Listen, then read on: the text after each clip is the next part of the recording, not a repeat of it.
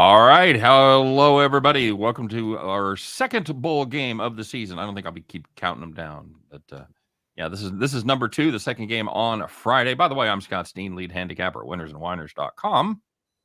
And I'm co-host Scott Reichel, senior handicapper over winnersandwhiners.com. Together we do our little college show called Back to School. Had a good season this year. Both of us finished in the money, and yeah, we're looking forward to doing it in the bowl games. Next up, of course, is the Duluth Trading Cure Bowl. Robert Smith going to be the official coin tosser for this one, Scott? The Cure Bowl? Could be. I don't know. I haven't seen a Duluth Trading commercial in a while. I'm assuming the pants are comfortable. They're pretty good. I have an outlet right by my house. I could literally almost see it. And I've never been in there in my life. They're I expensive. have some electronics plugged into an outlet now that you mention it. There you go. Thank you. So you and I talked before the show. These are two teams that we'd like to bet on. Unfortunately, we can only bet on one of them here. Or maybe we're not even going to bet on either one of them. Maybe we'll look at the total. It's Troy. It's UTSA. Big fan of both of these teams, Scott. I love left-handed quarterbacks. There's just something about them.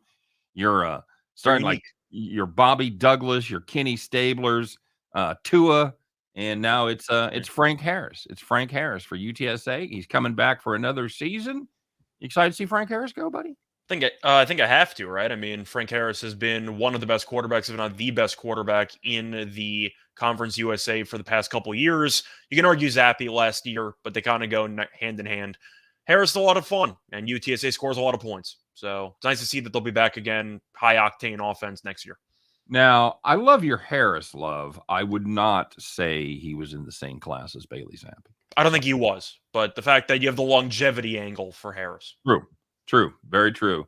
The peak is easily Zappy. He had the most passing touchdowns in a season ever. So it's hard to that's hard to beat right there. And his pro career off to a pretty good start. If he was playing for somebody besides Belichick, Zappy could be starting some games. Just saying. Mm-hmm. So, Scott, are you convinced about this Troy team? They go fast. They put up a bunch of points, average 38.7 points per game this season. But here's the deal.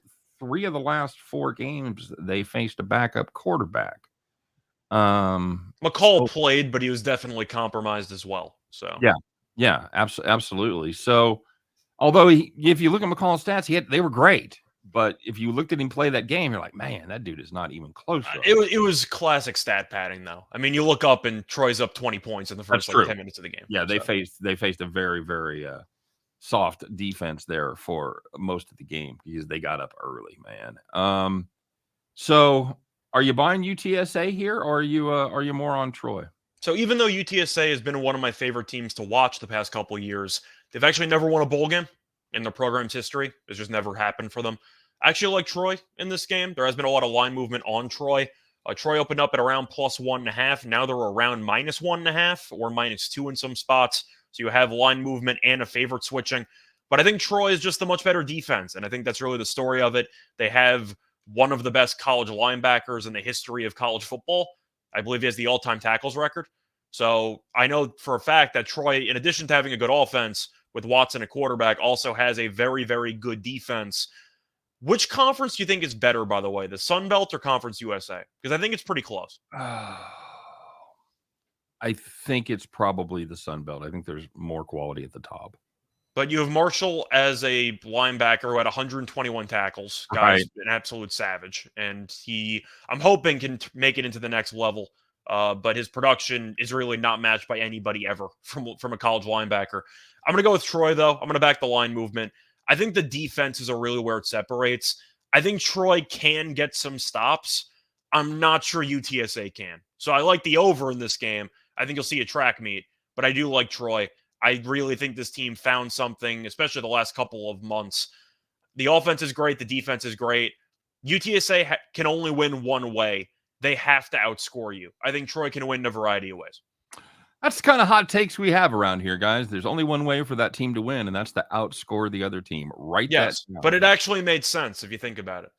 Well, do you think UTSA can actually get a certain amount of stops in this game? Because I don't. I understand what you're saying, man. It just sounds funny when it's coming out, Yep. This is you kind of touched on it, and my main play is going to be on the over in this game. You talked about this UTSA defense, and as good as their offense is, their defense is that bad. They had some nice performances against Rice and La Tech and FIU.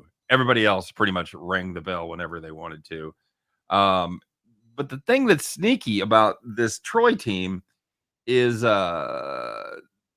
they give up points to good offenses.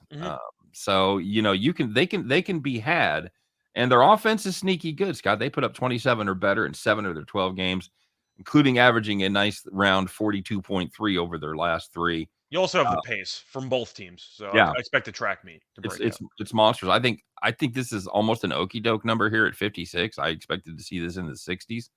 It's not. I know it's because of the Troy defense, but I think UTSA can still have some success. I'll take the over 56.